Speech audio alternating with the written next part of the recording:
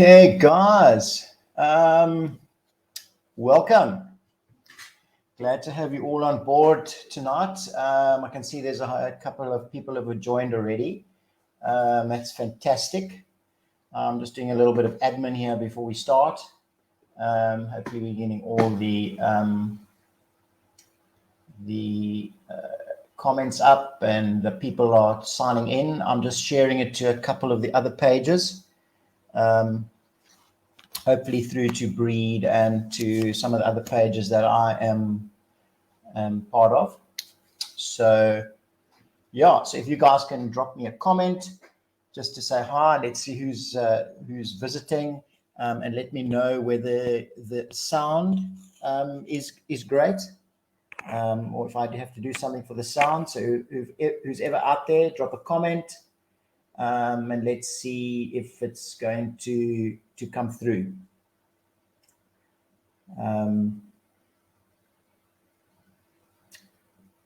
Okay,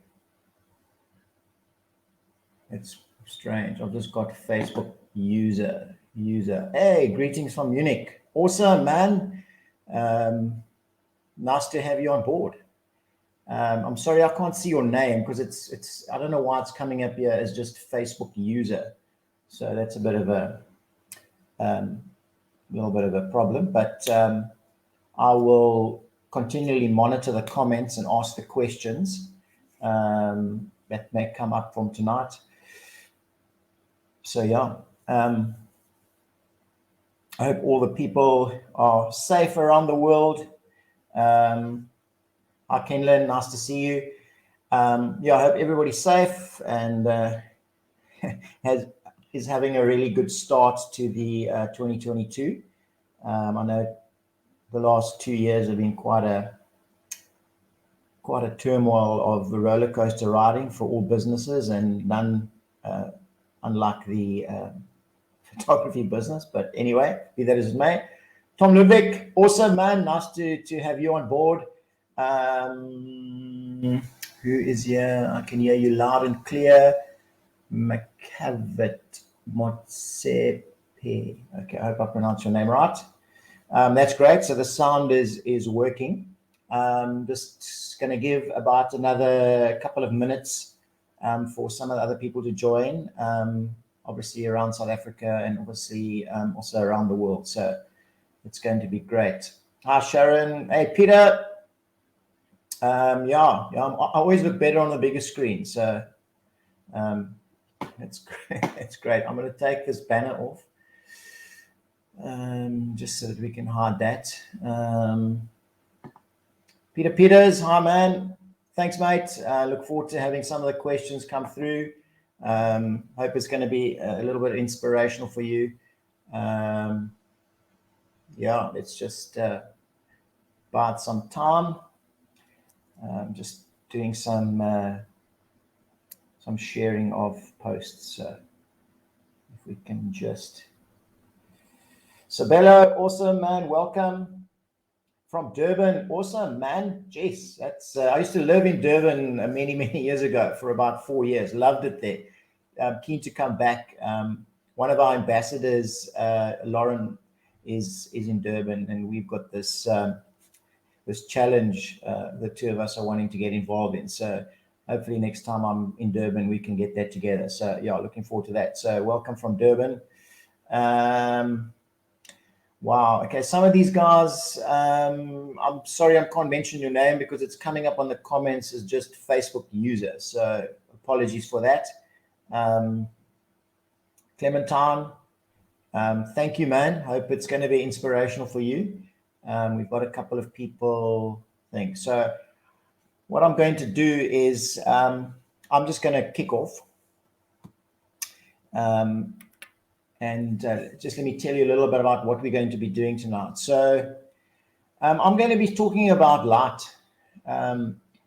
It's a very important part of, obviously, of photography, painting with light and understanding light and all those kind of things. My background in photography it started out as a hobby back in 1977.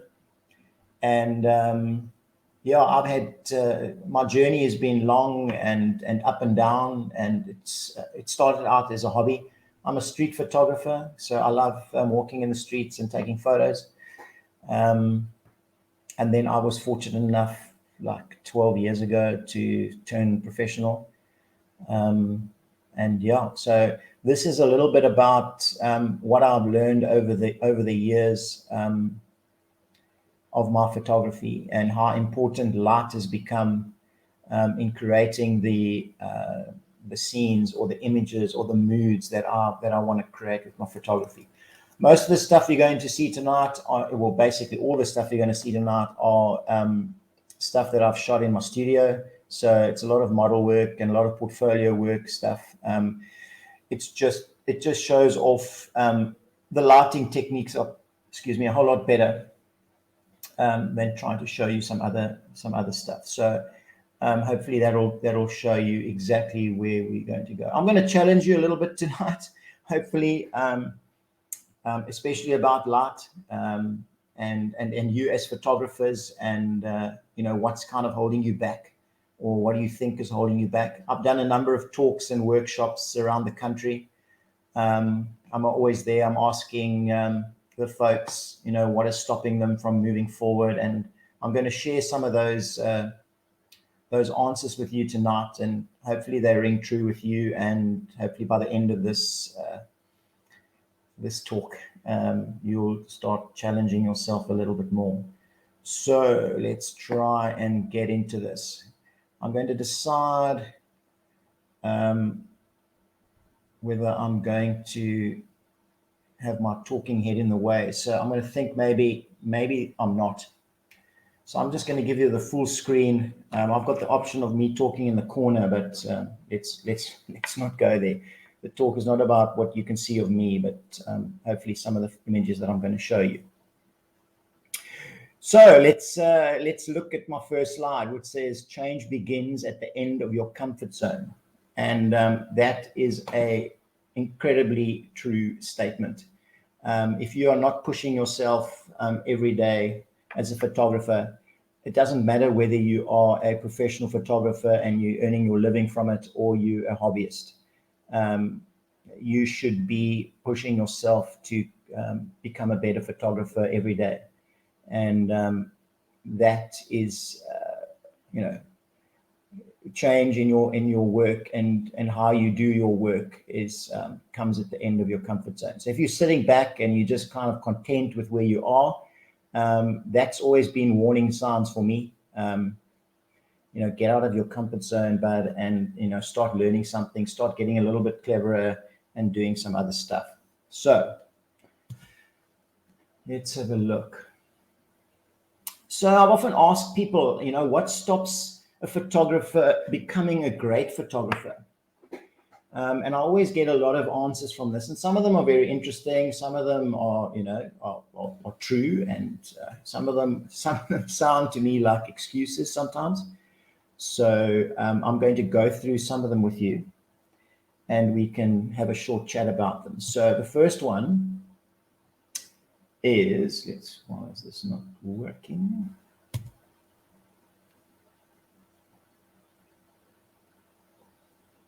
Okay. So what stops a photographer becoming a great photographer? And a lot of questions, or a lot of answers I get is my camera. My camera is stopping me from being a good photographer. I need to get the next, I need to move to another brand, or I need to move up. I'm only shooting with a certain make or model, and I need to move up. And I think when I get to that place, my photography will improve. And so those are the answers that I get. We seem to want to, we think that our gear is going to get us to where we're wanting to be. And I don't really agree with that. Same with lenses, I'm saving up and I'm going to get myself a really good lens. And I think then, my photography is going to improve immensely. So, that's also not the same thing. It's like for me, it's always like a chef who's saying, look, I'm going to become a really good cook. I've just got to get a couple of more better pans and saucepans and spoons and ladles. And then once I've got that, I'm really going to be good. So don't blame your tools for where you are in your photography. The other one is, the exposure triangle, or understanding your camera and how it's taking the photographs, the shutter speed, the aperture, and the ISO. And I don't quite understand that, and really I'm stuck. So I'm shooting on some kind of manual format, or sorry, not manual format. I'm shooting on a automatic format, and I'm allowing the camera to do some of my my adjustments or settings on my camera. I'm not saying that it's wrong for you to shoot like that. I'm saying that if you want control over your photographs and you want the photographs to look how you want, then you have to be telling the camera what it needs to be doing, and making up your mind on how your image wants to look, and set that up in your camera and take the photo. So exposure triangle is one of those that people tell me it's holding them back. Composition, yeah, it's sometimes a problem. I think if we don't understand composition, our photos can come out a little bit poorly, but it is something that's holding you back. I think you've got to understand the rules, or the guidelines more likely, before you start breaking the rules and start creating some really cool images. The other one is creativity. I'm not I'm not creative enough, etc., etc. There's a very well-known photographer in South Africa called Brett Florence. I've been to many of his talks over the years. A very inspirational guy, and he doesn't shy away from saying that. I remember him saying to me, he doesn't have a creative bone in his body, and all that he's done is he's learned what to do. So some folk it comes quite easily, and they have it and they've got the eye, and some folk will learn it and become good at it. And Brett is a testament to that. Who, if he says he wasn't creative, he's flipping creative now. So there's don't let creativity hold you back. Find out what your problems are and go and sort them out. Personality is one thing that also comes up. I'm shy. I don't like talking to the people. I don't really know what to say. I don't know how to speak to my models. I don't know how to speak to my brides. I don't know how to speak to my my couple shoots or my engagement shoots, etc., etc. If you're shooting people, then personality is a major thing in your arsenal. There's nothing worse than having a photographer who's just absolutely silent and is not talking back to you. Obviously, if you're doing stuff like landscape and food photography and things like that, or even infants, maybe you don't have to have that outgoing personality, but it's definitely something that will stand you in good stead. Other people say to me, it's stopping them from being a good photographer is their editing. There's a lot of people out there that don't like editing, and that's great. If that's how you want to do your photographs, that's great. That's not it's not wrong. Those that are wanting to do editing, they're feeling that it's holding them back or stopping them from being great. You just got to actually get on top of it and find out where you can learn and be better at your craft. So if editing's part of your workflow, as it is mine, then you need to teach yourself or find a way to get yourself the knowledge to do what you're wanting to do. So what is holding you back from becoming a great photographer? Well, a lot of them I get is I'm a natural light photographer.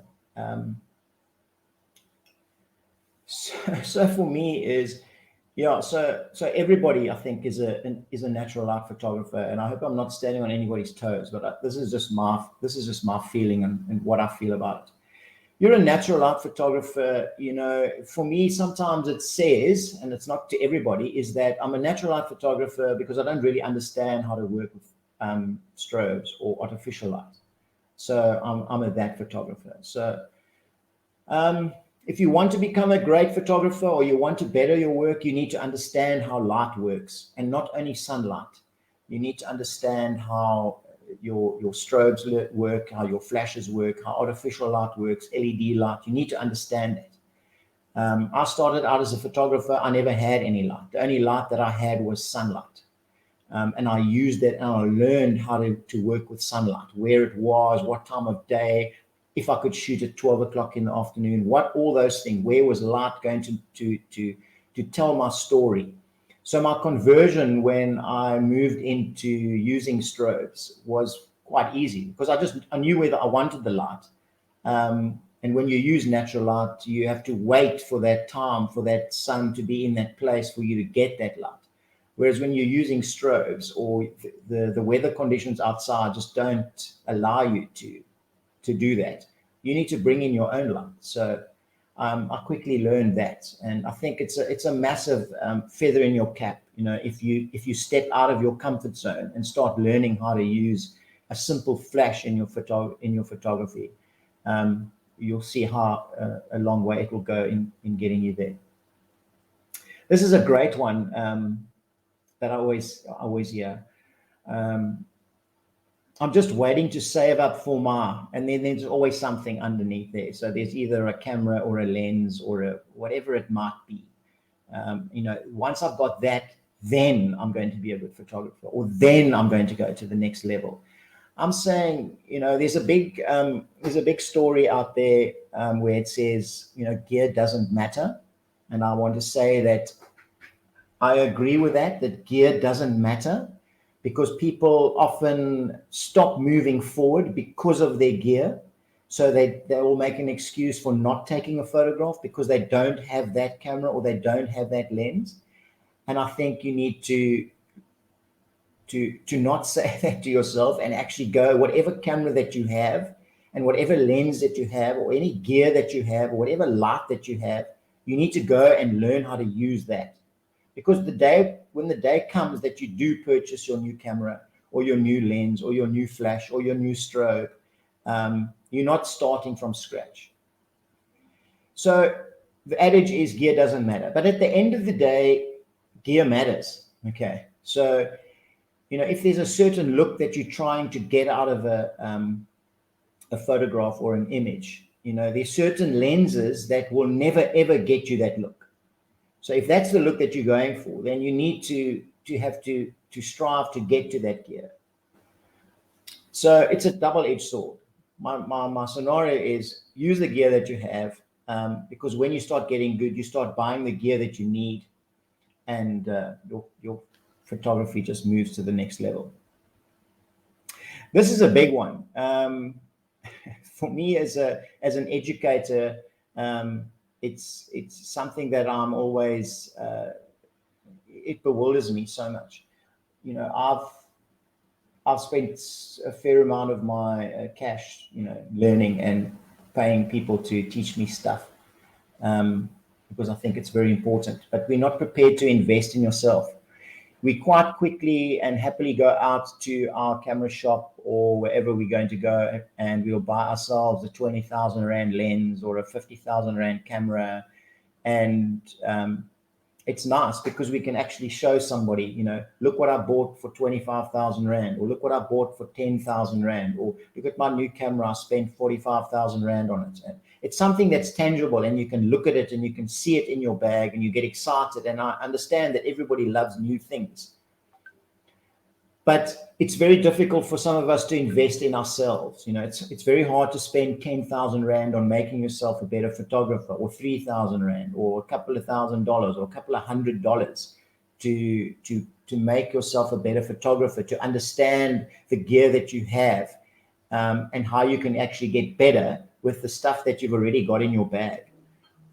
So I think that's something that I always struggle with. And I think if I can encourage you, you know, don't only look at buying gear, look to start investing in yourself and making yourself a little bit cleverer.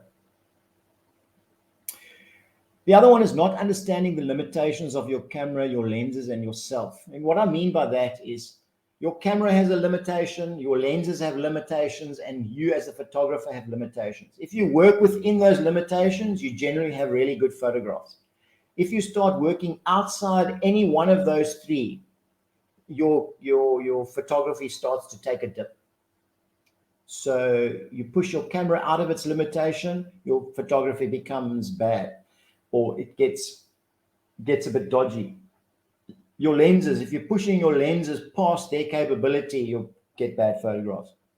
If you've got a really good camera and really good lenses, but your knowledge is not there to drive those two forward, your photographs are going to be a little bit dodgy. So you need to understand what those limitations are. The other nice thing about understanding what those limitations are, when you find out what your limits are, you know where you need to go for your next camera, you know where to go to buy your next lens, or what lens you need to go and sort out.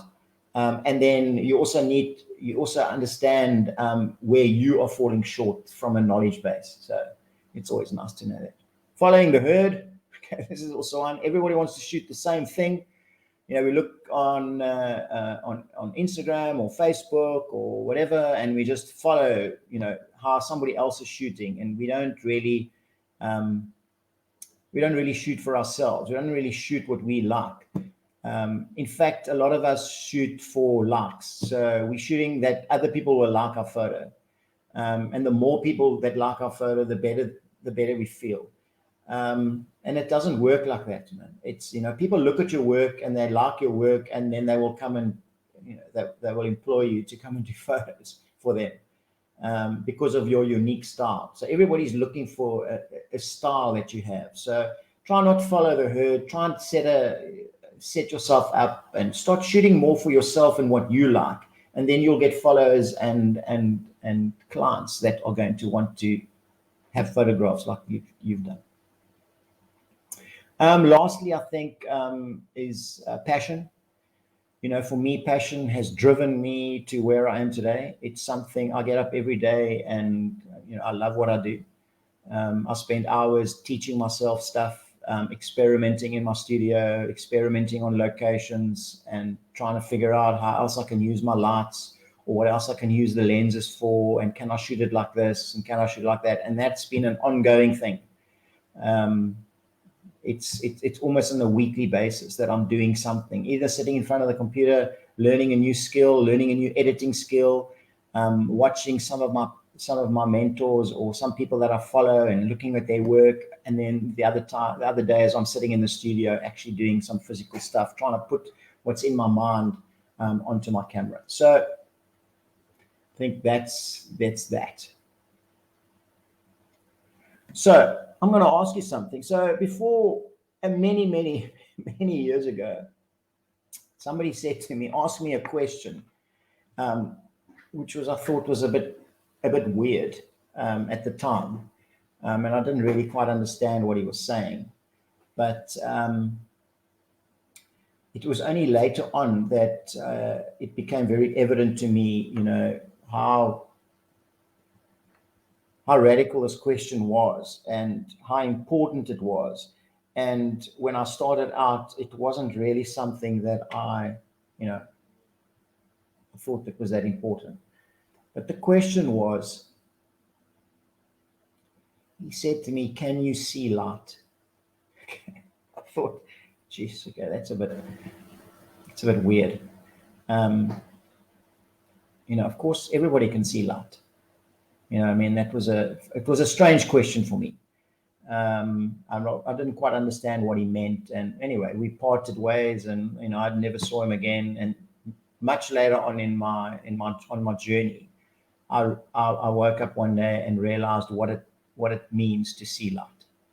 And now for me, it's almost second nature. I can walk into a place now and I know exactly where I'm going to shoot and what photographs I'm going to get in those specific places.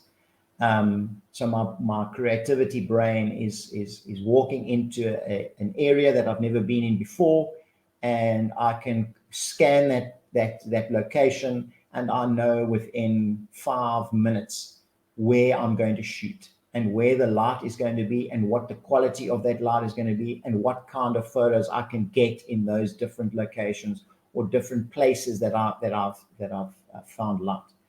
So this is what this talk is going to be about today, is can you see light? And hopefully some of the images that I'll show you are going to help you along the way. And you'll be able to see that the many different ways that I use light or I see light, and how then I create it in my image to show you guys. So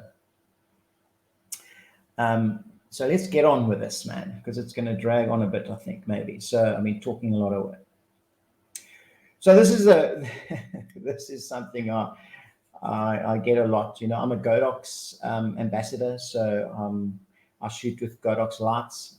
They've been great. I started out many years ago shooting with them, and I've never looked back. So people always say, oh, you know, you shoot with light. So let me just get that out of the way. I shoot natural light. Okay, I love it. It's where I started. It's how I learned how to see light. It's where I learned about light. It was where I learned about the quality of light and all that stuff. So I love shooting natural light. So I'm going to show you some of the images that I've captured along the way. If there are any questions, guys, please just pop them in here. I am following you. Like I said earlier, some of the guys' names are coming up, so I can call you by name, but unfortunately, I'm not sure why. Some of them are just saying Facebook user. So I will still put those questions up and answer them as we go along. So let's get stuck in. All right, so we're looking at some natural light. So here's two images. One is shot, the one on my left, on the left is shot in my studio. I have a window that the light streams through. You can see the shadows that the window pane is forming, and the burglar bars on that window are forming onto a fencing. So I'm using that. It's quite hard light. You can see by the shadows that it's making a relatively hard line. The window panes of the window are opaque, so it's not just clear window. So therefore, you'll see the lines are not absolutely sharp. So they've got a little bit of a blurriness to them. That's because of the opaque. But the one on the left is shot on the inside of my studio, and the one on the right is shot on the outside of the studio. Both natural light, and you can see how different the light is between the two of them. And that's one just looking for one wanting to shoot outside and putting the model outside and getting the image that I want just by understanding where the light is looking.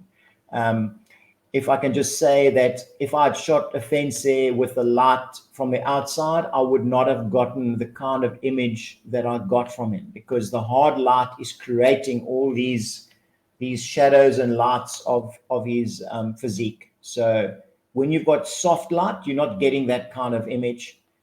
So you're looking for some relatively hard light to get an image like that. This was shot fairly recently in one of the warehouses here in Port Elizabeth. I know some of the guys from P Photography Club went there. I think we shot, you guys were shooting the ballerinas there. I think I was there on the day.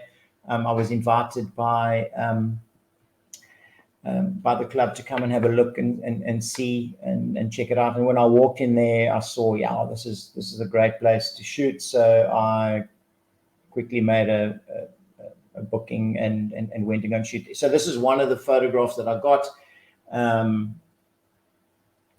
And basically what I'm saying here is seeing the light and knowing how to use it. So that's, I saw that light pattern on the wall and I thought, wow, that's going to make a really cool thing to shoot at. This thing that Sune is sitting on was just kind of like somewhere else in the warehouse, which I just brought across and used. And then that stuff that's lying on the floor was brought by one of the designers, and I just kind of maybe used it and threw it on the floor and just added some different kinds of texture. But yeah, so that's knowing how to see the light. Okay, so this is inside my studio. This is the same window, okay? it's just different days. So you can see the one on the left, it's beautiful and soft. It's a pretty much like a little bit of an overcast day. The light coming through the window is awesome. You can see how beautiful the light is falling on Savannah's face. And then on the one on the right, you can see it's a little bit of a harder light. It's obviously not bright light, but you can see it's a completely different exposure. You can see how different I'm using when I use a different background or a different V-flat. So this one's a white V-flat, and the other one next door is on the left is a black V-flat. So it does change it a little bit, but you can see the light on the face of the two girls. They're completely different. And that's just showing you that I'm in the same location. It's just different days, different weather conditions, different times of the day, and you will get different photographs. Hey, Tyrone, how's it, mate? Nice for you to join, man.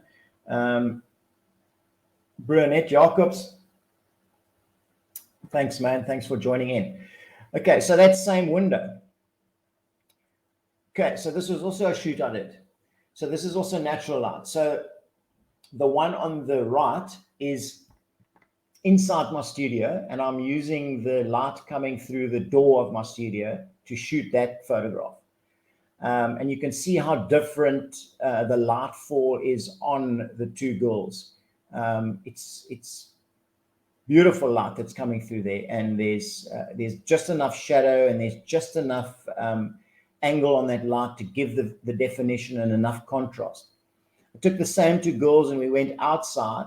Now we're shooting in just outside the studio, and you can see the difference in the quality of the image. It's more grungy, the light is harder. You can see the well, I call them panda eyes, but you can see the dark, of the eyes of Emma sitting on top. But it's a completely different vibe. They're both wearing exactly the same clothes, but you can see they got very different feels to the photo. And that's just basically shooting inside and then taking 10 steps outside of my studio and shooting it outside. So always be aware that there's many kinds of images that you can get just by just looking for the kind of image that you're wanting to get and looking at the light and then deciding what you're going to get out of there. What is the style of the image you're going to get out of there? Okay, I'm getting a lot of flippant questions here, so I hope I'm getting through to everybody. Okay, there's another inside-outside shot. So obviously, same girl. One is outside of the building. You can see it's very, very hard light. You can see by the shadows of her arms and the shadow behind her. It's very, very hard light. So shot that, thought it would be great. I love the contrast and the texture of the wall was great for me. So I had to go and shoot out there. You can see it's a white dress on a bright day, and yet we can get this kind of image. If you just walked inside of the building, I found this little patch of light. I wish I had taken a pullback shot of this, and just to tell you how small this little corner was in this building. It's actually it's very, very tight. But I saw the light there, and it was nice and soft. It was a lot softer than it was outside, and we put her in there and found the little patch of light that we could get. And we shot that. So same day, same girl, same color, everything, and we can get those kind of images. Challenge yourself. Get out of your comfort zone. This is the same shoot I did. You saw the image before. So yeah, I'm shooting with hard light, and hard light you can see by the shadows that are caused by the window panes. The windows are extremely dirty, so they're not nice and clean window panes. So there is a little bit of diffusion coming through, but on the whole, it's hard light. You can see on the picture on the left, if you look next to her shoes and next to the wheel of that trolley that she's sitting on, you can see the light is hard. And as long as I'm positioning her the right way and using the light properly, I can get some really cool photos out of there. The same thing, this is in exactly the same place as the photograph of the on the right. She's just standing up, and then she's in a different wardrobe, and using that light. Look at her shadow and see how sharp that line is on her shadow, just to tell you that that's how hard that light is.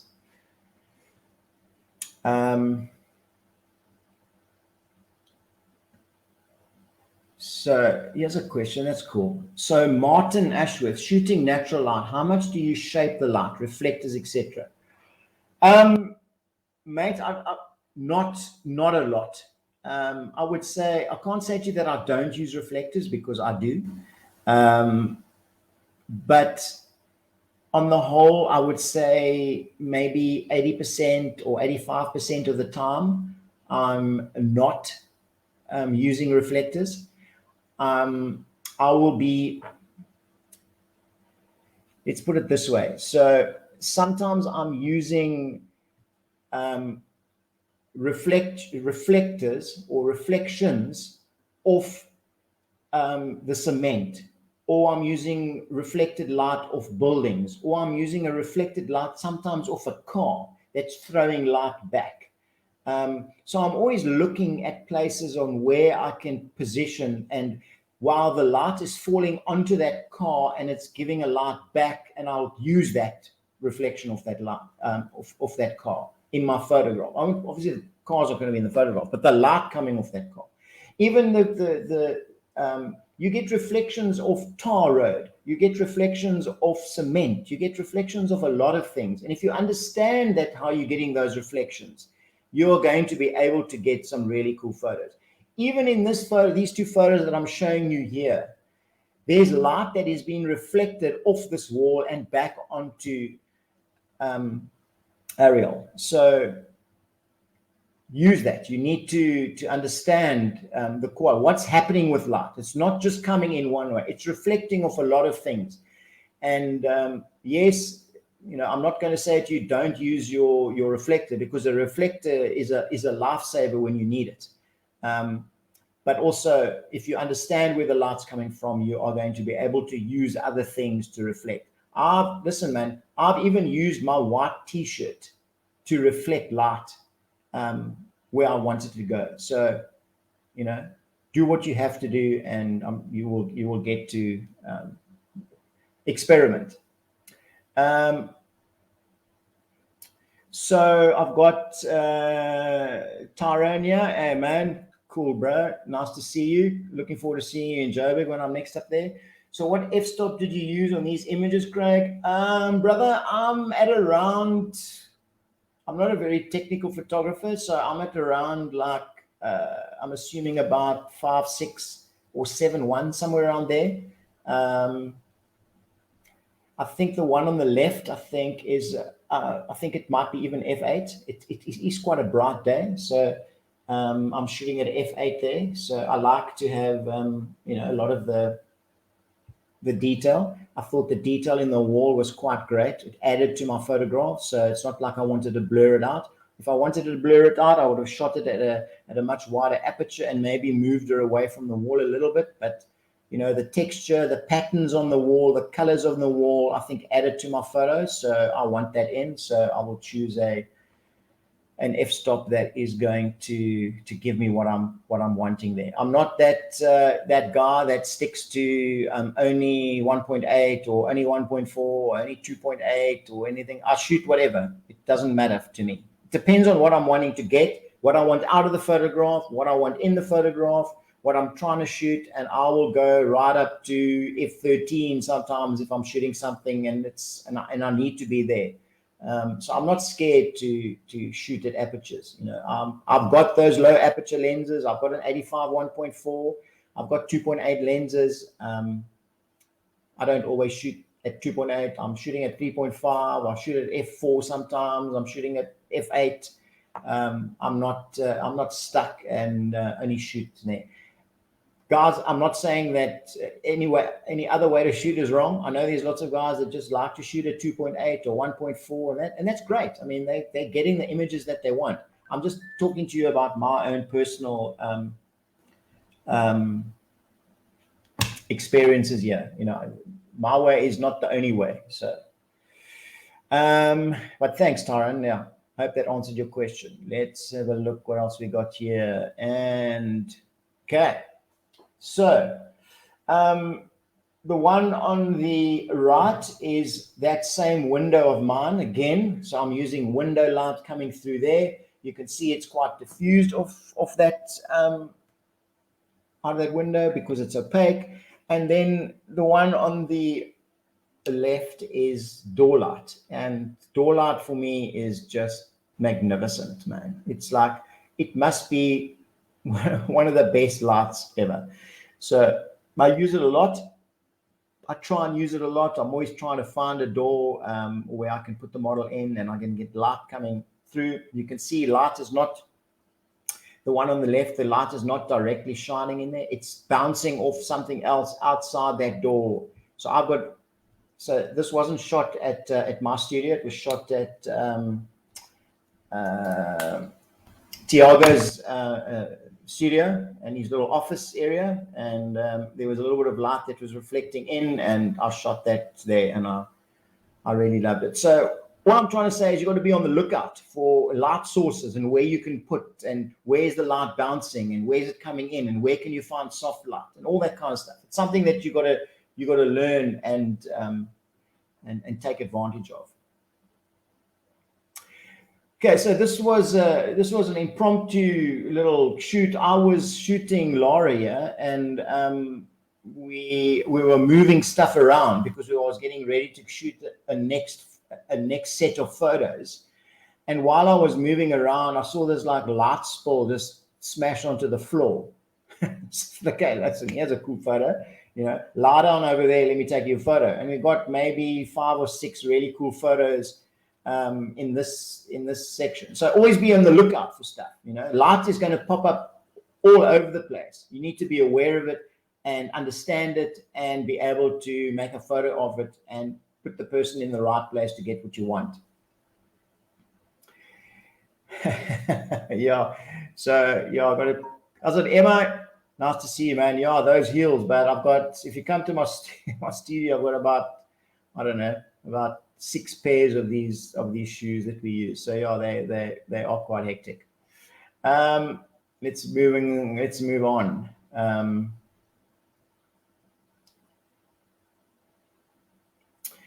So here's another one. It's sorry, I missed this, Tyron.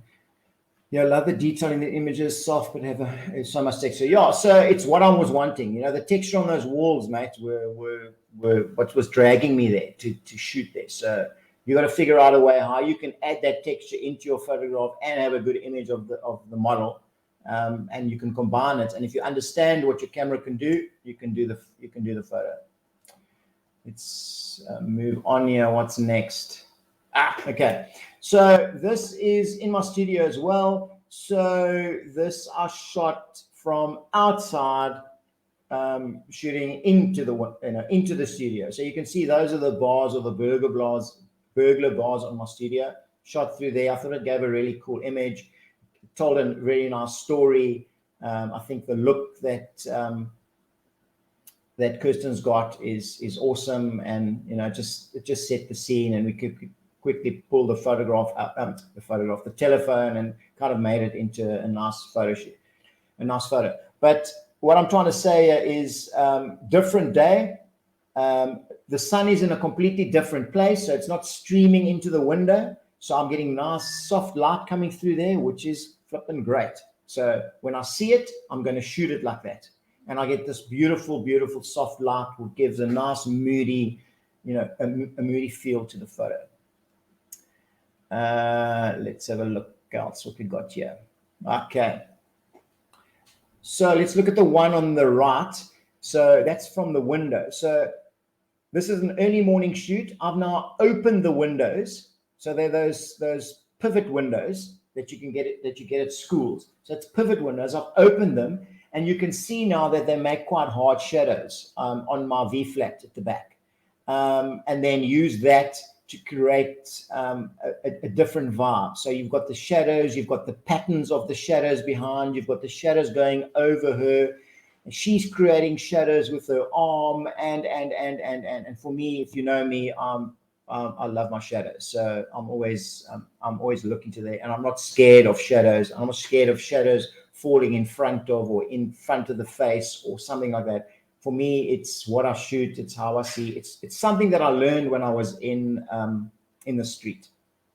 The one on the left is the light coming through my door again. So the sun is streaming in through that door. As you can see, I've shut my security gate, so you can see the patterns on the V flat. And what's amazing about this photo is that although the light is coming from behind her, the light that is reflecting off that V flat is lighting her face from the front. Okay, and I'm getting that awesome soft light from my V flat. Okay.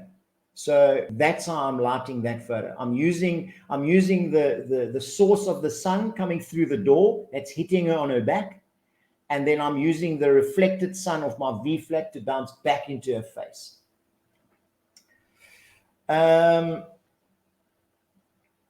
Here's a comment. Let's have a read of this. Vinesh, I see that your models do not really look straight into the camera during your poses to connect with the viewer. Is this the look you're after? Yeah, sometimes they're not looking. I mean, both of these that are up now are looking straight in there, straight at the camera. But yeah, they're not all.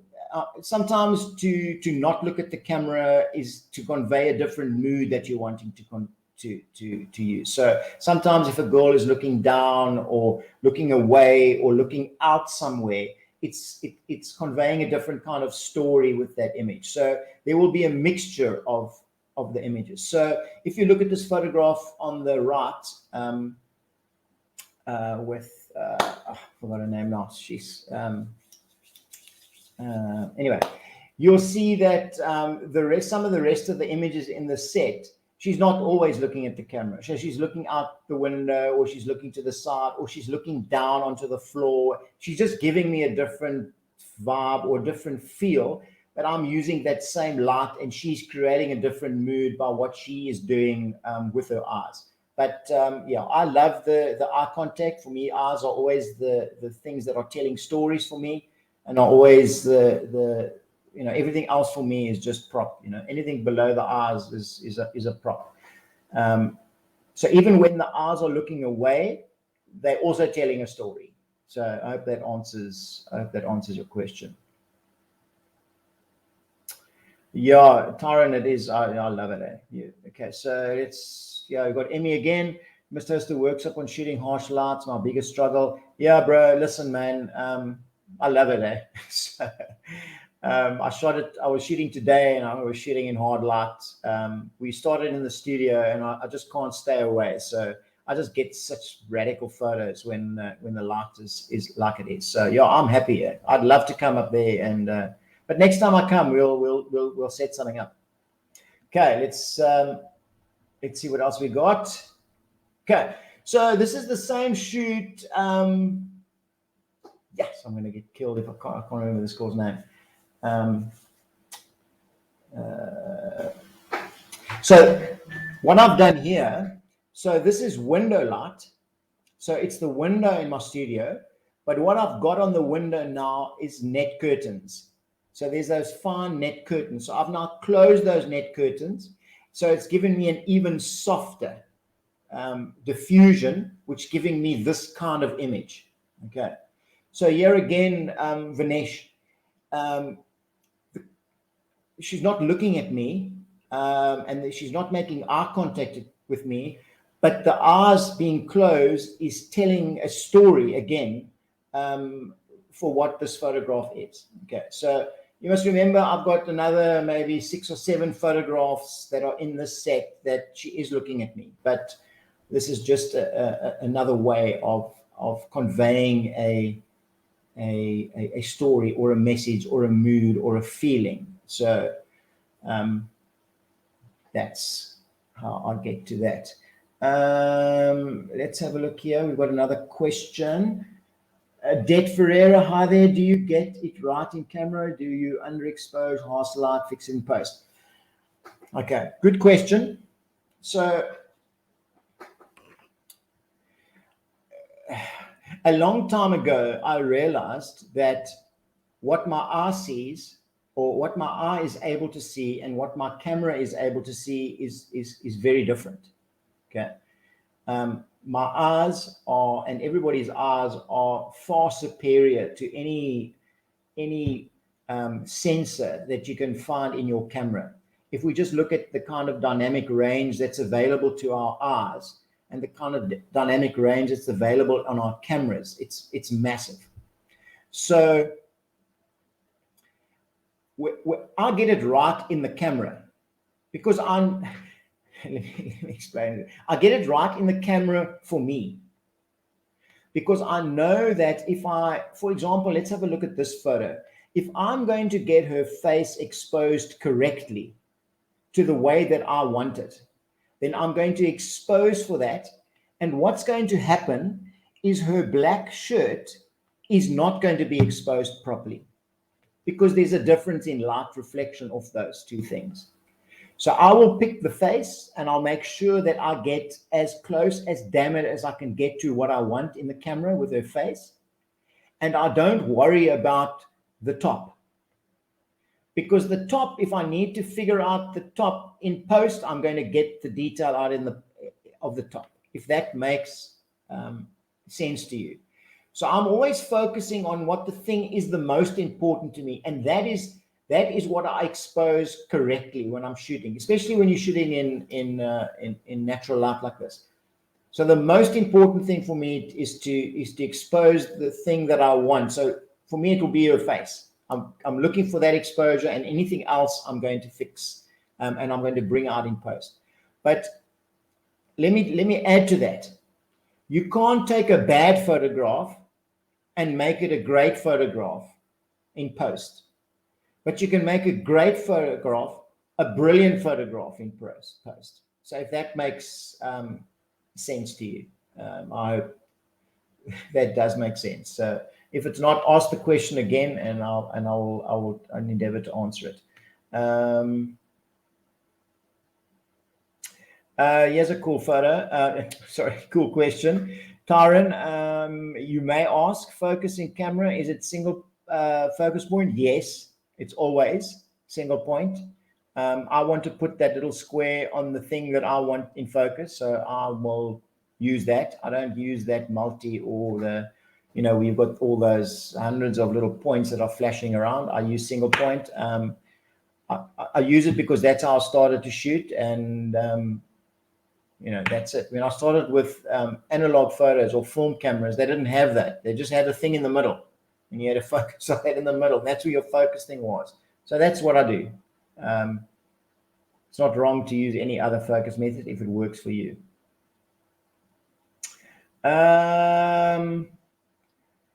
So sorry, mates. I don't know. This is one of those Facebook users, so I'm sorry it doesn't bring up your name. But your question is, please explain the V-flats, material used, dimensions. Okay, so the V-flats you use in here, I've used in here, and I think you'll see them a little bit further on in my talk. These are made from interior doors, okay, that I bought at Builder's Warehouse, or if you're from outside of South Africa, some hardware store. I've bought the doors and I've put them together, and they make they're not V-flats. I call them V-flats. They're like L flats because they've got two doors on the one side and one door on the other side to keep them up. But you'll see them, I think, a little bit later when I show you some of my setups. You'll see them, and these doors are on wheels, so I can wheel them around in my studio. And then I also do have polystyrene boards that are joined together. One side white, the other side black, and I use those as V-flats, and they're easy to carry around and move around and things like that. So yeah, that's what I use in my studio. Let's carry on here. We're still on okay, so I think we're getting to the end of natural light. So here's again door light. So this is inside my studio. door light, those are 2 different days. Okay, so you can see the completely different photograph that you're getting from the one day, and then the next day or 2 days later, you're getting the photograph on the right. So the one is quite hardish light, and the other one is incredibly soft light. So same place, same studio, different day, different time, going to give you a different photo. Both of them work for me. They're both creating a mood, and they're both telling a story.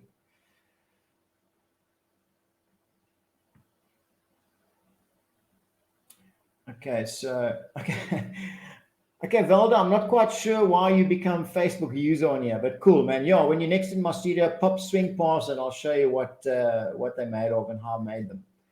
Let's have a look and see where we're going from here.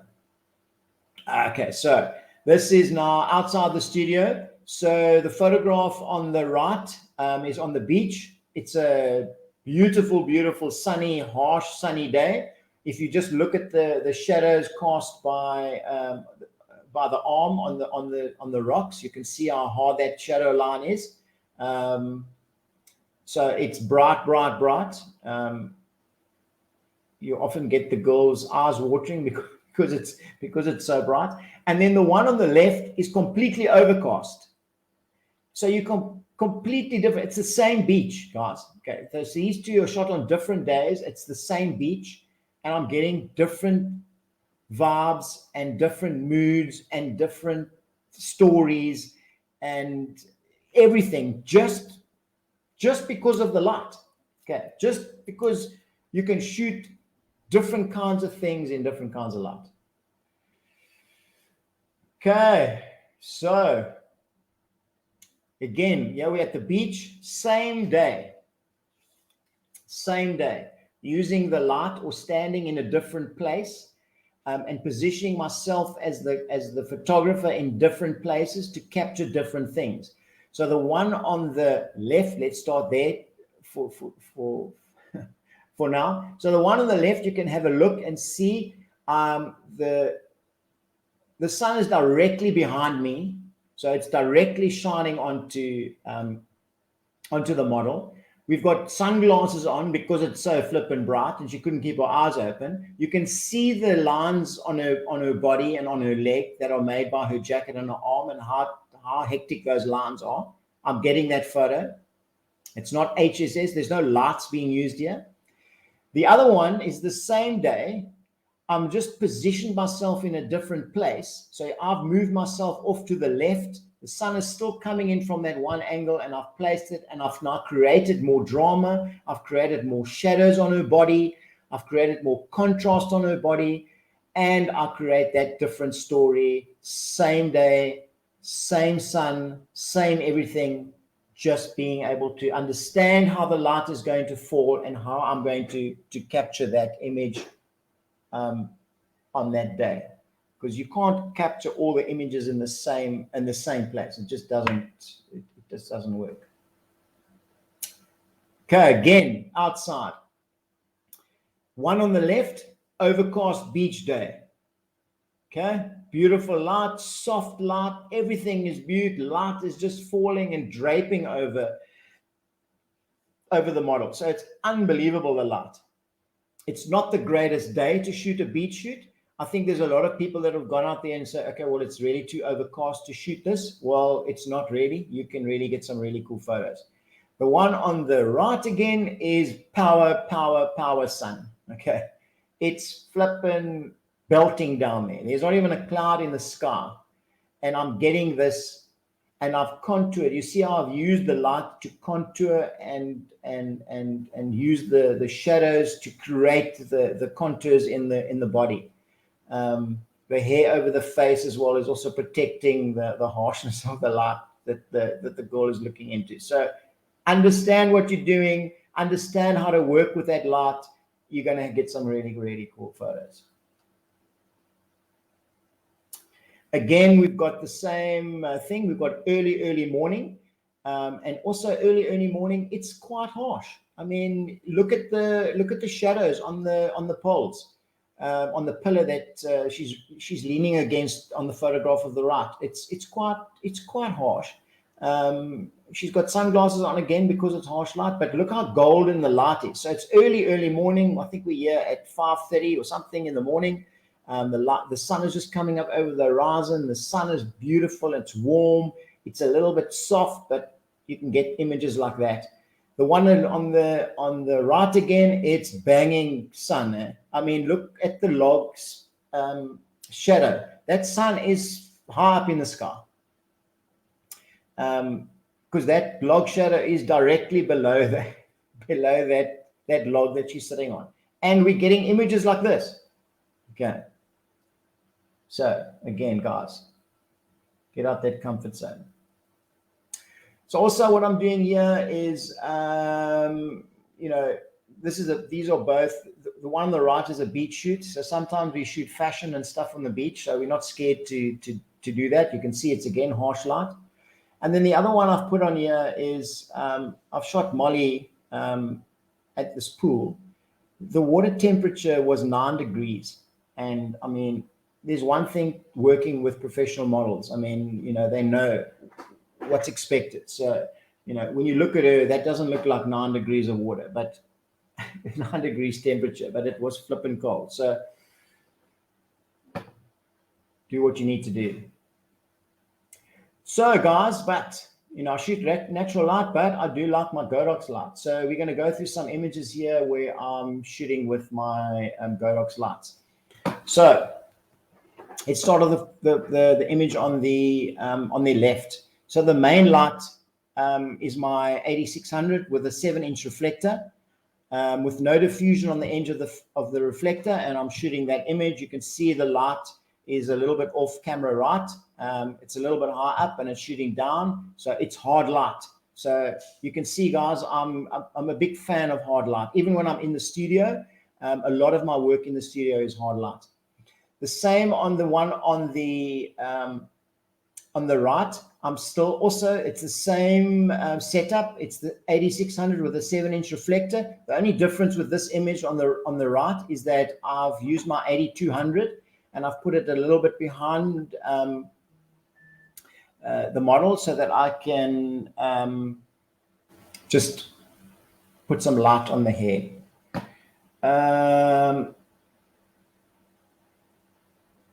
Cool, let's have a look here. I've got a comment here. Candace, Seneca, love shooting in overcast conditions, great such moody shots. Absolutely agree, man. I mean, it's such awesome light to shoot. But another comment here from Adette. Awesome, thank you. It's normally when I'm outdoors and the sky is so bright, I struggle with white.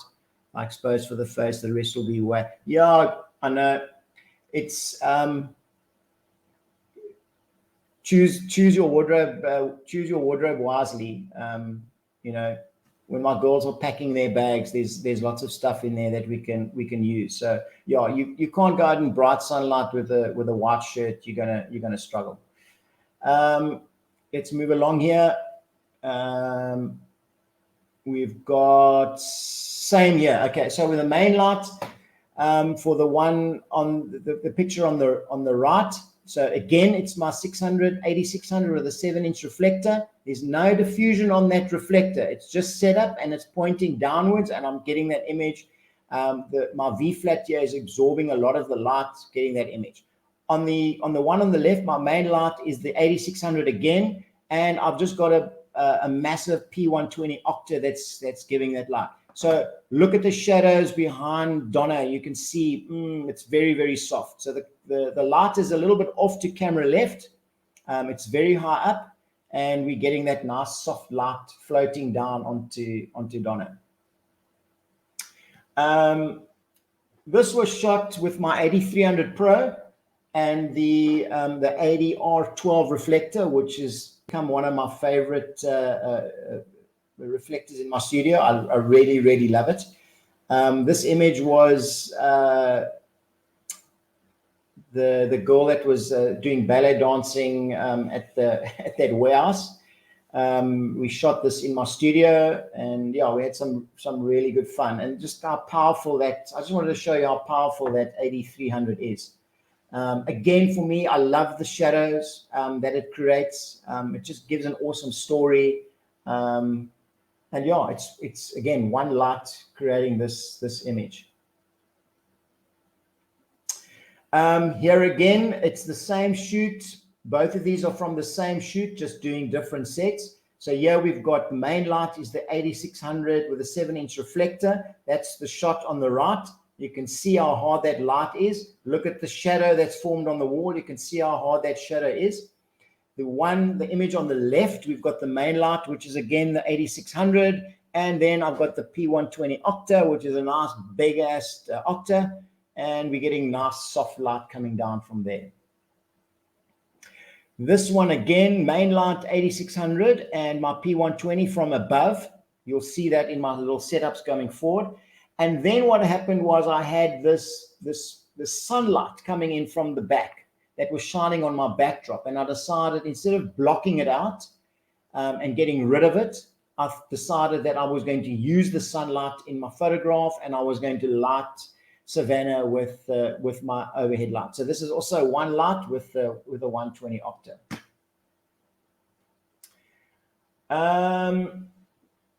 Okay. Photograph on the right. The 600 again with a 7-inch reflector. So hard light from above, just angled a little bit to create the sculpture in the body. And then the one on the left, the main light, the 8600, again with the 120. And then if you can see on the background, on the back of the V-flat, you can see I've created a light, and that was just a full light shooting onto the back of the V-flat was my 8200. Let's have a look here. We've got a question. Peter Bosman, stylist and photographer. I love how you choose the outfit. It just works. Thanks, bro. Yeah, you know what? It does make a difference. Okay. So we've got here again two different shoots.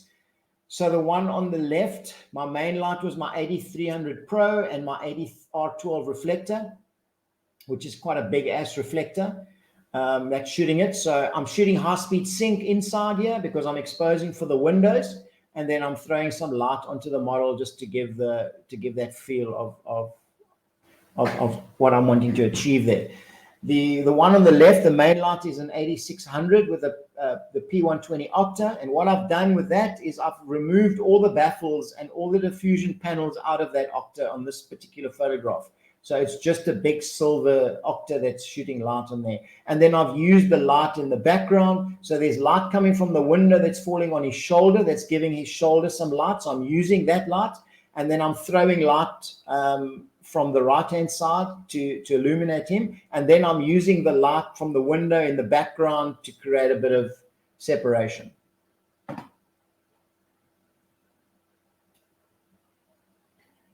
This one I put in, so this is a main light. It's the 8600 with a 7-inch reflector. I'm also experimenting here with a very wide angle lens. So the sun is super bright, and I'm just flipping overpowering it with the 600. Okay. Couldn't get the shot if you were, without using light. Okay, both of these shots, main light P600 with the 120 Octa from above, and I'm getting these kind of soft images and moody images with this awesome light. You'll see the setup a little bit later. You see the eyes. We're still connecting with the eyes. For me, the eyes are very important. By the way, these jeans are the most sought after jeans in my studio. So everybody that comes in there makes a beeline for the jeans. So they're used quite often. This was the shoot again. So I showed you these two girls that we shot in natural light. So one was by the door and one was outside. So these two images that you see here, main light 8600 with a P120 Octa, and I'm getting this kind of vibe. So it's a completely different vibe again, and lit differently to get the kind of mood that I'm wanting to get from this image.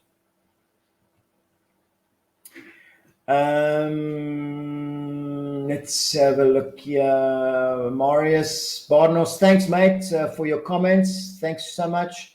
Colin Niemand, thank you, man. I really appreciate your support, and I'm so happy that you dig what I do.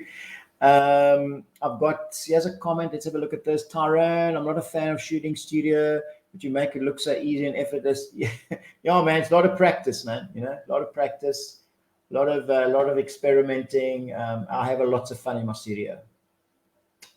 This was an awesome project to work on.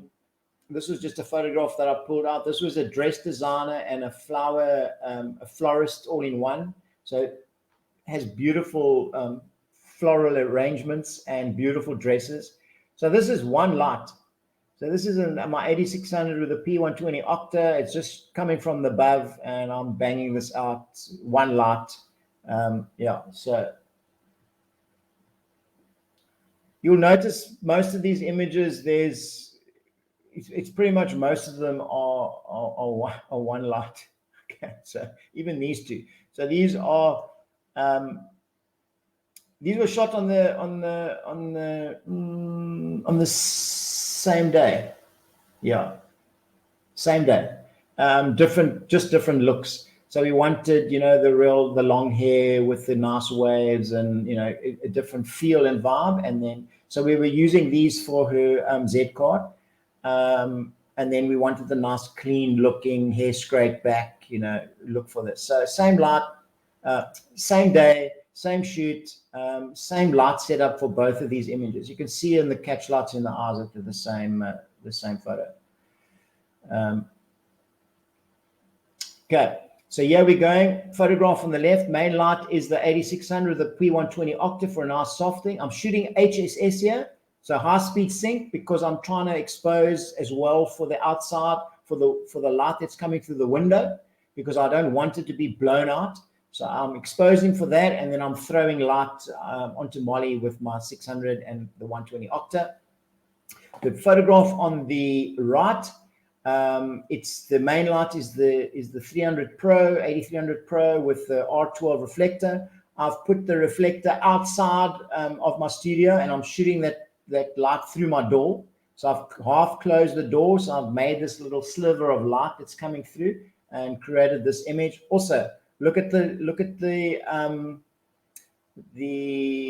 shadow lines on her arm. You can see that it's hard light, and yeah, we're able to get that kind of a vibe.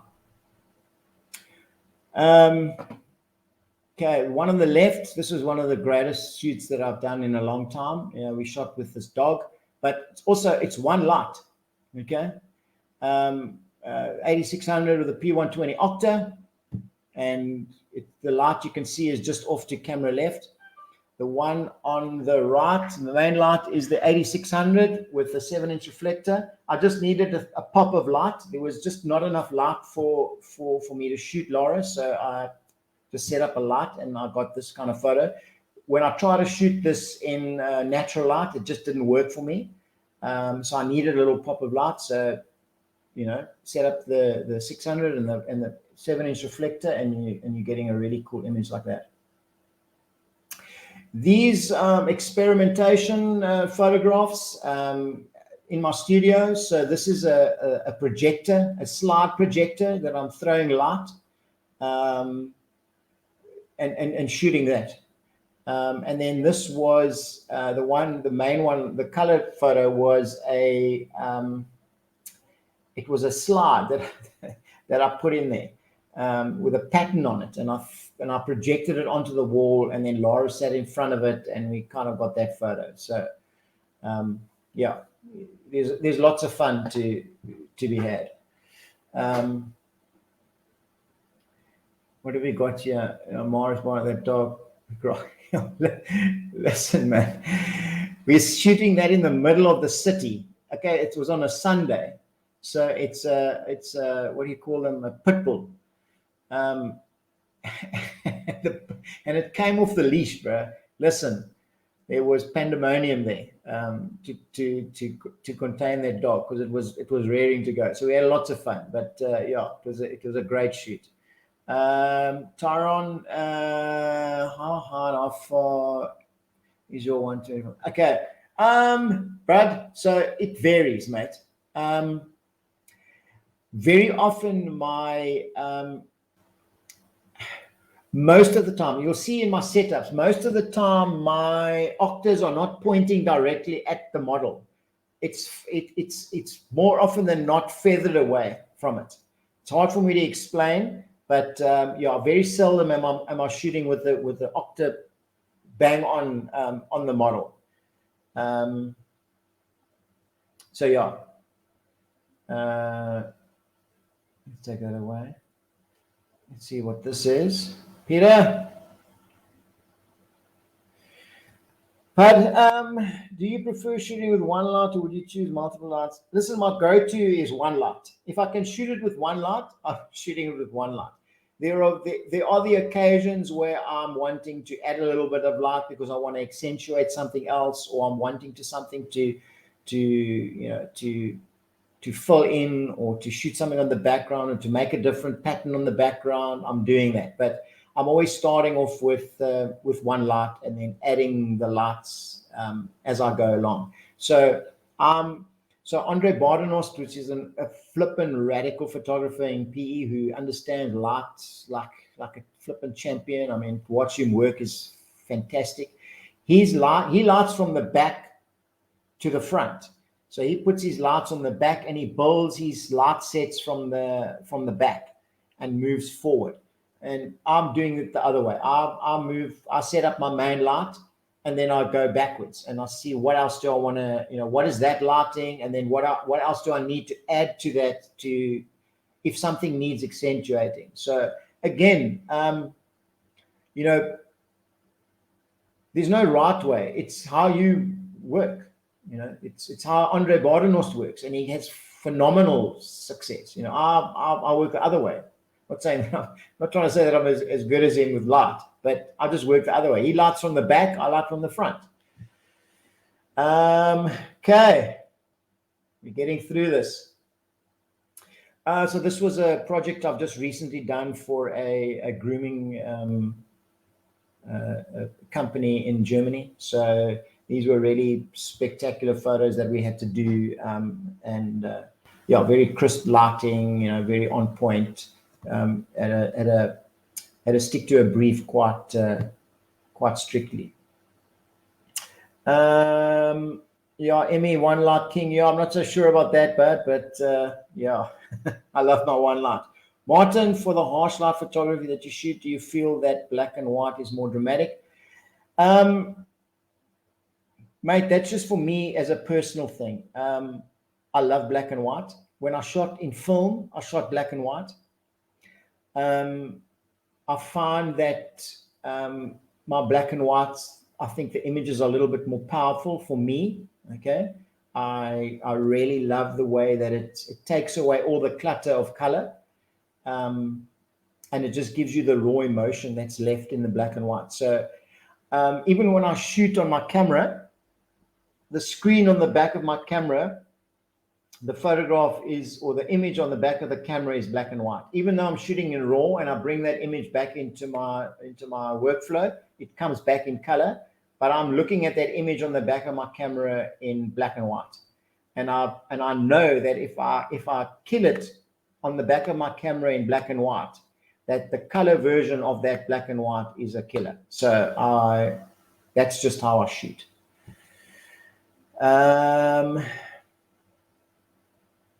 Yeah, I think, you're right, Marius. Everyone finds his own style.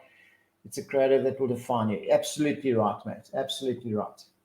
So let's look on here. And so let's go and look at, we're really getting on here. So let's go and have a look at some of my favorite light setups. So yeah, you can quickly see the shot. Tyron, I know it's hard for you to see this, but this 120 Octa with the 8600 is in front of the model. So the model is behind that light, okay? And then for this particular shot, you'll see from the photo that I'm going to post on here is that 8200 just gave me a little bit of a kick light where I wanted it. So I shot this without the 8200, and then I went and fetched the 8200 and set it up, and I just got a pop of light. And then this is the photo that I chose out of that. Okay. So that 8200 just gave me a little bit of light where that above light was just creating a little bit of shadow. So I'm not averse to using other lights when I need to. But if I can get away with one light, that's what I'm doing. That's what I'm going to do. Okay, so in this shot, I'll show you the image as well. There I'm shooting with my 8300 Pro. This with the S85 Octa, so it's an 85 centimeter Octa. It is pointing a little bit towards the model. Normally you'll see later, my Octas are pointing straight down, but in this shot, I'm pointing it towards the model. And then you see I've got my poly board on the bottom there, just that's going to fill in some shadow underneath her chin, just to create a different shot. And then you can see the 8200 here is creating a light on the black V-flat. And then this was the photo at the end. So there you can see the background where the 8300 was shooting, and then you can see how soft the shadows are underneath the chin, and etc., etc. So even though I set that shot up and I shot it in black and white, this was the color version of that black and white photo. Then we've got, this was one of the magic things in my bag. So the 8100 Pro, I must say when I unpacked it, I didn't really know what I was going to do with it. It was so tiny. I didn't really know like how it was going to work with me, and if I was going to have a place in my studio, or was it just something that's was going to be a hair light? But I quickly put pay to that. So the photograph on the left is the 8100 Pro. It's got nothing that's diffusing it. It's just straight out of the light. I'm telling you now that I'm not even shooting that light at full power. Okay, so I think I'm on an 8th power there, if I remember correctly. I'm shooting an 8th power and I'm getting that photo. And then obviously the photo on the right is the actual photo of it. Light, strong, heavy light. Look at the shadows on the back. We're creating that photo. This little light is flipping amazing, man. It's blew my mind for what it can do. So again, what I did was, I don't have any diffusers that I can put on the front of this. So I thought to myself, okay, so if I'm getting hard light, how do I get soft light? So what I've done here is I've shot that 8100 Pro into my V-flat, and I'm using the light of my V-flat to light Lara. And then I've got this photo. Okay, so that's the 8100 Pro shooting into a V-flat. How soft is that light? I mean, it's absolutely beautiful. So you can make and do with whatever you want, as long as you open your mind to think and experiment. You can do whatever you need to do. But that's a beautiful soft photo that we're getting off that camera. Okay, so here we got another setup again with the 8300 Pro S85 Octa. And then at the back is the 8200 that is shooting on the V-flat. There you can see my V-flat. It's on wheels. It's two interior doors that are joined together. And I've got the poly board that's below Molly, just to give that the light bounce underneath the chin. So that's the setup. And then this is the photo. Okay, so 2 lights, one to light the back, one to light the model, and then the poly board that's reflecting some light up. This was also interesting. I opened a box one day from Godox. Dean sent me a box of stuff one day, and I opened this, and I found this little light in it, this M1 LED light. And I thought, wow, I think they sent it to the wrong guy. Because I unpacked it and I didn't really know what to do with it. I mean, it looks quite small, and, so I was a little bit skeptical about how I was going to make it work. Anyway, how cool is this photo? And that's just from this little light, LED light that I'm shooting with. So, and while I had it, because I had to I had to send it back. But while I had it, I shot it a few times. You know, it was really, really cool. And it's the size of, I think it's even smaller than a cell phone. But the light coming out of it, and it's RGB, you can change the color, and you can make it cooler or warmer. It's brilliant, man. It was an amazing thing. So yeah, awesome. I also had the opportunity, we were shooting some video stuff, and I got the UL150 LED light. It's a fan, so it's quite silent, but I took the opportunity to shoot with it as well. So here's just me shooting with the LED. So this is the pullback shot, and then this is the shot we got of that image. So yeah, you know, it's also a bright light. You can see the shadows on the walls, and it's really, really nice. The interesting thing about LEDs lights, which is nice to work with, is, you know, what you see is pretty much what you get. So it's not like using a strobe where you have to take a photograph and see where the light's falling. This is pretty much quite easy to shoot. Okay, here again, same setup. Okay, so it's a little bit different here, and I'll explain what I did. I just didn't have a proper pullback shot to show you. So, but the lights are exactly the same. So what I was going to do is I needed Sune to stand up. So in the photograph, I've removed this, unfortunately. I didn't remove it in the pullback shot. So the polyboard has been taken away because I wanted to shoot some stand-up shots and longer length shots. So I had to also remove the 8200 that was, you can see it behind her legs.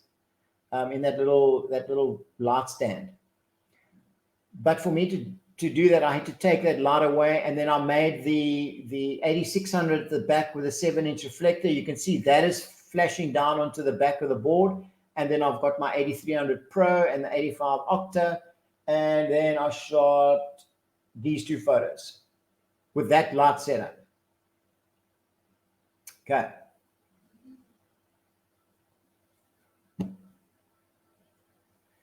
This one again, we're shooting the 8300 Pro. I've got the 8200 shooting back onto the V flat with the S85 Octa, and I'm getting that photograph on the right. Nice and soft and quite moody, and yeah, I loved it. This one, okay, so here's a one I can answer you. So I started shooting this with two lights. So I wanted the light at the back, so the 8200 is creating that little halo at the back. And I've used now the 8300, and I'm using that small S65 Octa. So it's only 65 centimeters, so it's quite small. It's above the model, it's shooting straight down onto the model, but it's in front of the model. So it's not shooting down on top of her head, it's in front of her. And I shot that image, and what happened was, because she's got quite dark hair, I wasn't getting enough light on her hair. And what did I do? I just went to go and pick another light, and I had a strip box there, and I aimed the strip box at the hair, and bang, I got the nice detail in the hair, and I was happy. So I'm trying, you know, if I'm going to get away with one or two lights, but I'm not averse to adding lights when I think they are necessary, because I'm not getting the photograph that I've got in my head. So I'm adapting my shoot and adding lights accordingly. There you can see the V flat a little bit better. It's an L-shaped wooden doors. Guys, we're getting near the end. Yeah, we're at the beach. 8300 Pro with a 7-inch reflector.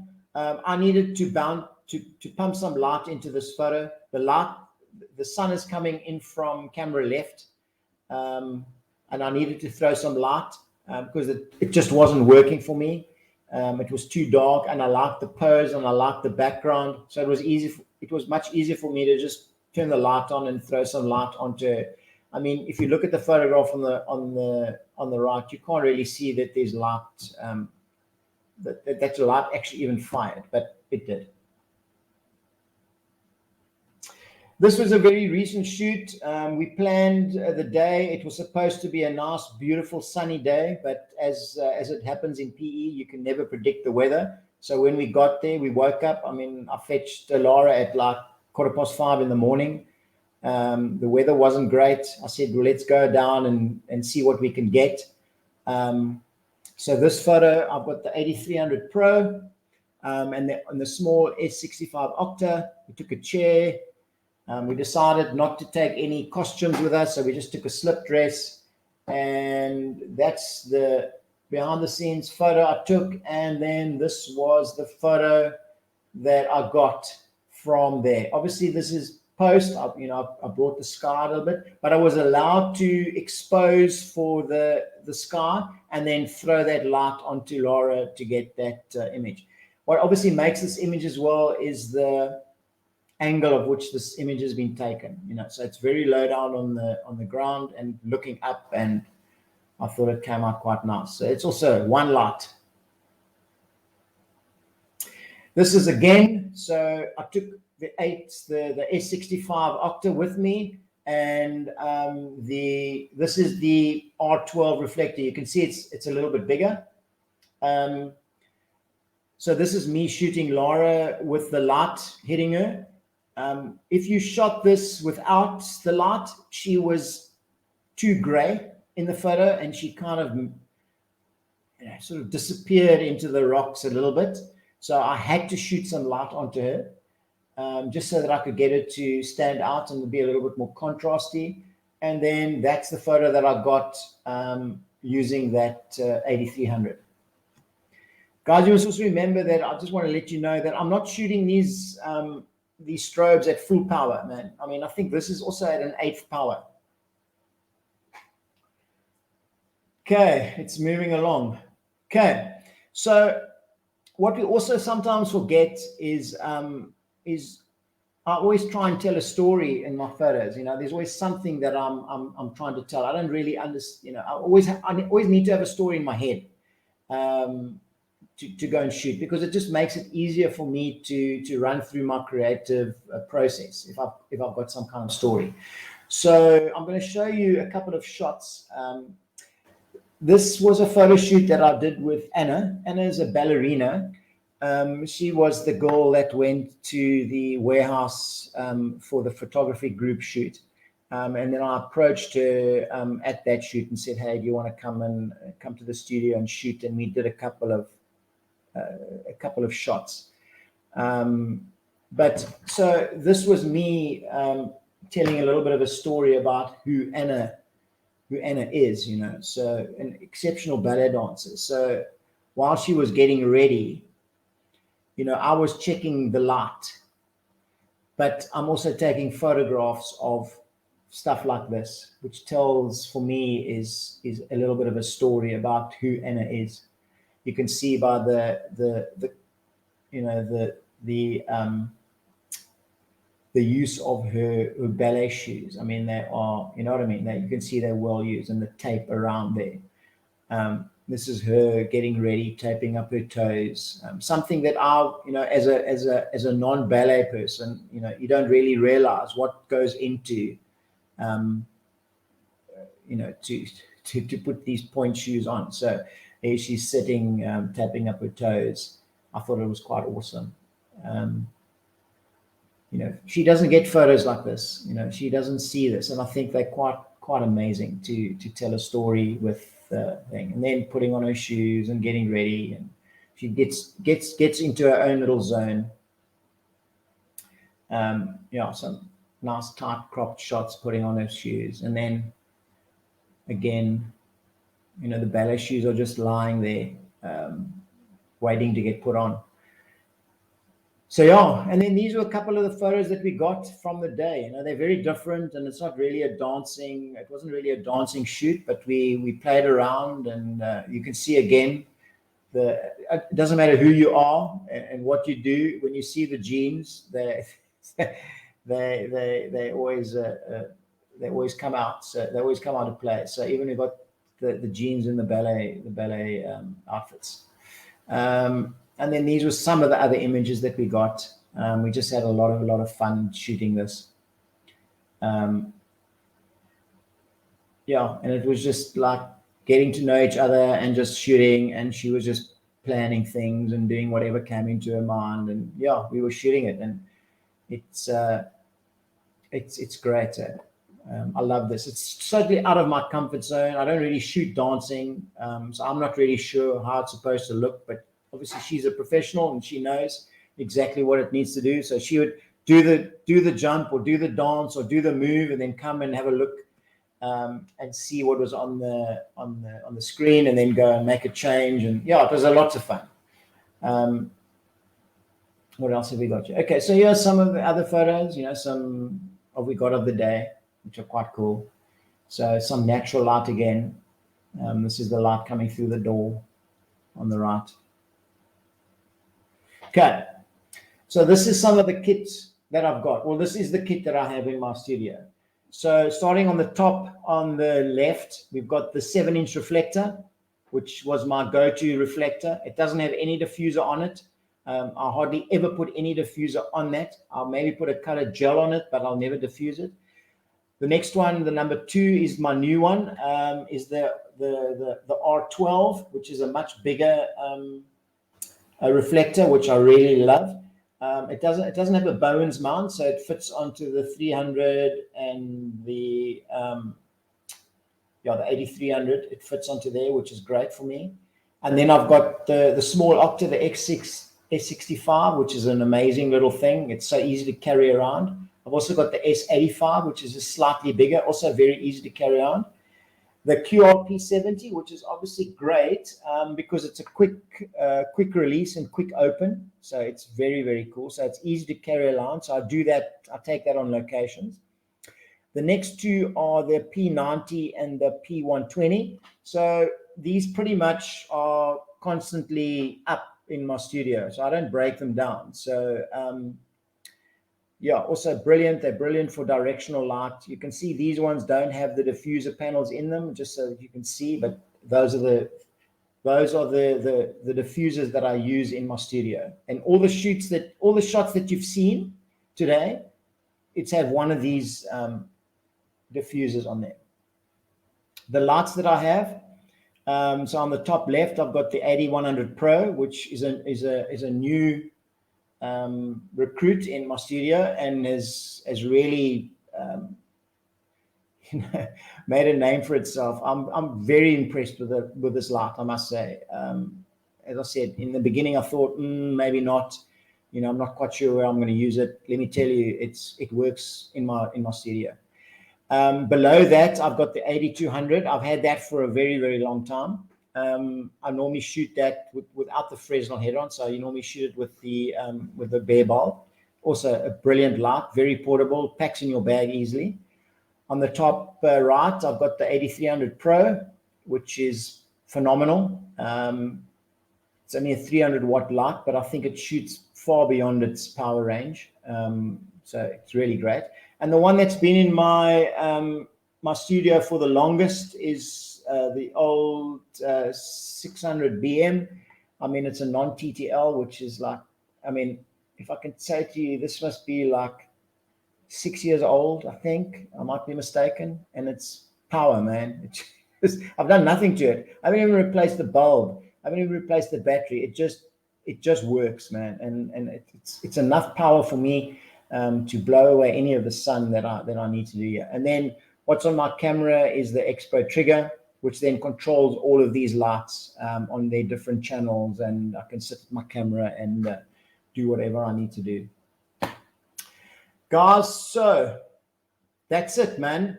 I think it's taken longer than I thought. I hope I haven't lost a whole lot of you along the way, or you've fallen asleep.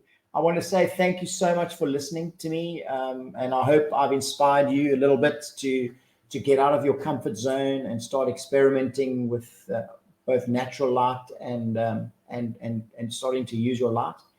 I want to say thanks again to Godox. They've been absolutely amazing with me. It's been a real privilege to be part of their team. The service that I've gotten from them, it's just awesome. The whole team there is behind me, and they treat me very, very well. So that's great. And then recently I've become a member of Breed, which is a international, an academy that's based in the US. So yeah, that's been an awesome thing for me to join with Melissa Rodwell. Go and check out her site. We're going to be doing a chat. I think it's on the 31st of January. I think it's the 31st of January.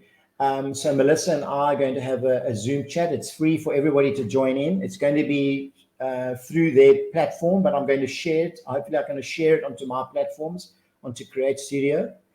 And there we're going to be talking with two models, one US model and one South African model. And we're going to be focusing a little bit on the industry from the model's point of view. So I think there's going to be a lot of insights that photographers can learn about it. And then also for models who are wanting to see what it's actually like and what happens out there in the real world. It's going to be invaluable. So I look forward to you joining us then. There's also questions and answers that you can put through, which we'll do. So look forward to, hopefully all of you will join me then. It's going to be very exciting. Again, guys, thank you so much for listening and spending your time. I hope I've inspired you. Go to my website, go and check out some of my work, and wherever you are, I hope I get to meet you and chat to you. Some of the guys on this evening I don't know and I've never met. So if I'm in your sites, please come up and tap me on the shoulder and come and say hi. I'm always keen to meet you, and we can chat about stuff. And look forward to seeing you guys when I'm up in Joburg the next time, and maybe we can do a workshop or two. So guys, thanks again. Really appreciate your time. Let me just show you that I'm still here. Okay, a little bit blurry. Okay, so thanks, guys. Again, inspiration time. See you soon. See you on the 31st. Cheers, guys.